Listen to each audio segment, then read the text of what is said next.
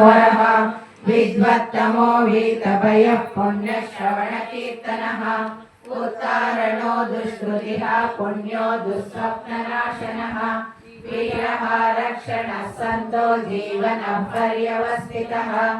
अनन्तरूपोऽनन्तश्रीर्जितमन्युर्भयापहः चतुरश्रो गभीरात्मा विदिशो व्यादिशो दिशः अनादिर्भूर्भुवो लक्ष्मी सुवीरो रुचिरो जनजन्मादिराक्रमः आधारनिलयो दाता पुष्पहासः प्रजागरः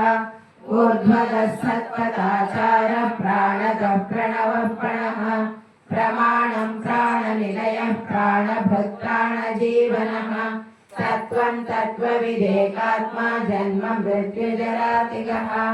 भूर्भुवः स्वस्तिरुस्तारः सविता प्रपितामहः यज्ञो यज्ञपतिर्यज्वा यज्ञाङ्गो यज्ञवाहनः